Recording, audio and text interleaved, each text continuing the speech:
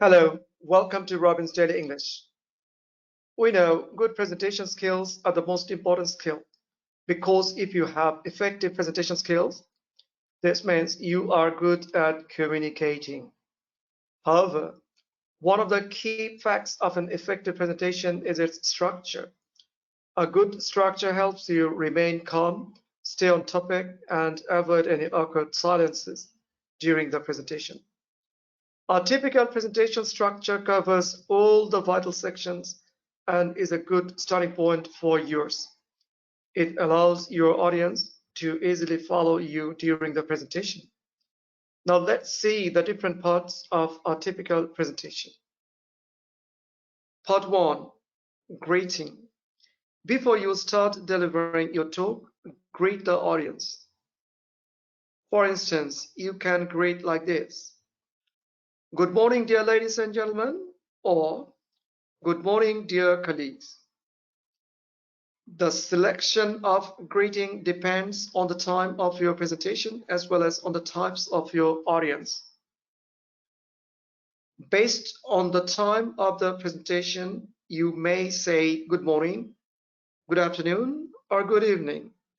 So, check with the time of the presentation beforehand.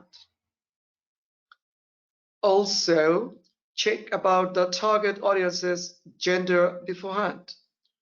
We usually say, dear ladies and gentlemen, but no female audience might be present during the presentation. If you greet dear ladies and gentlemen, but there is no lady, it will create an awkward situation for you. Part 2. Introduce yourself. In this part, you should introduce yourself.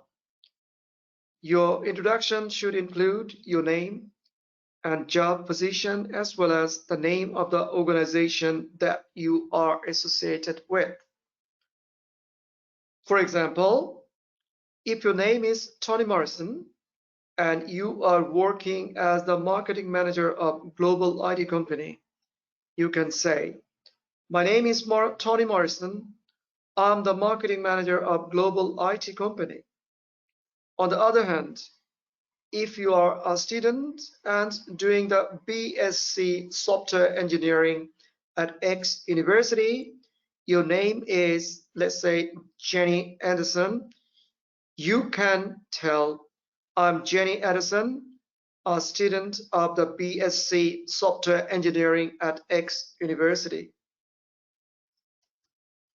Part 3. Introduce your topic.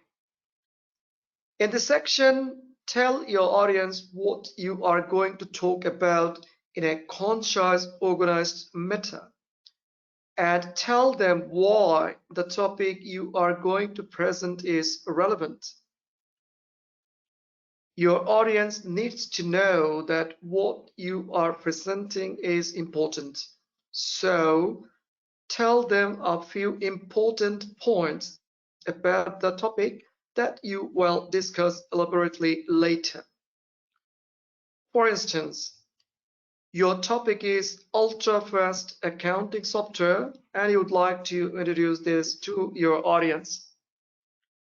You can say, today I will talk about ultra-fast accounting software that is fast data entry capabilities and improved accounting security.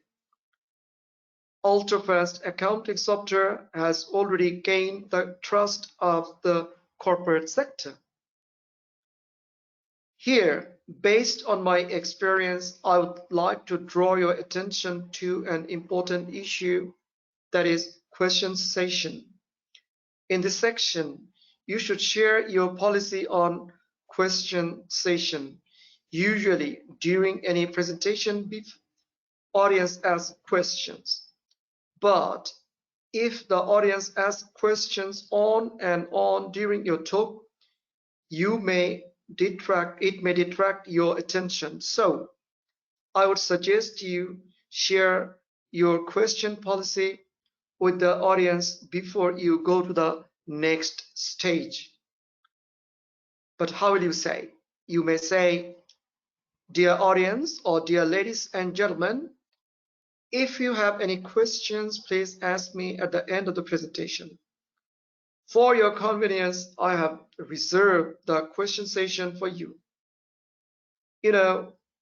This will help you to continue your talk as per your plan without being interrupted unexpectedly. Part 4, main points. This section is the backbone of your presentation.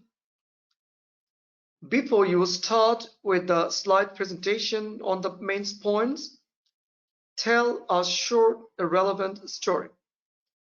It can help build a rapport with the audience.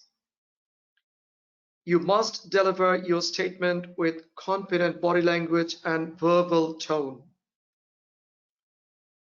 After you have identified your main points, you should elaborate on them with supporting information like diagram, table, graph, chart, and so on.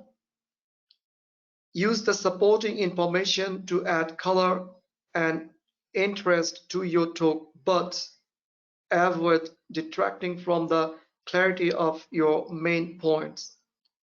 Avoid too much detail. Part 5, the conclusion. In this section, you should summarize the key points as well as the objective of the presentation. For example, you can conclude like this. In this presentation, I wanted to explore blah, blah, blah, blah, blah. Or I hope to have been able to show that the effect of blah, blah, blah, blah. Just keep it in your mind. A good conclusion will leave the audience with a long-term impact on the purpose of your presentation. Part 6, question session. In this section, you should offer an opportunity for the audience to ask questions. It is also a great opportunity for you as well, because by answering to the questions, you will be able to clarify any points that you have skipped during the presentation. This is the last stage to clarify any points and to avoid any confusion. You should encourage the audience to ask more questions. The more you answer to the questions, the more you get the opportunities to clarify and convince the audience. Part 7. Thanks to the audience. Now it's your time to say goodbye. You should express gratefulness to the audience for their time, participation, and attention. You can say like this: Dear ladies and gentlemen, that's all I have time for. Thank you very much for your time, attention, and listening. This compliments your audience, makes them feel proud and happy about your presence, and connects you to the audience like an electrical plug in a socket. So, if you like my video, please subscribe my channel. Best of luck.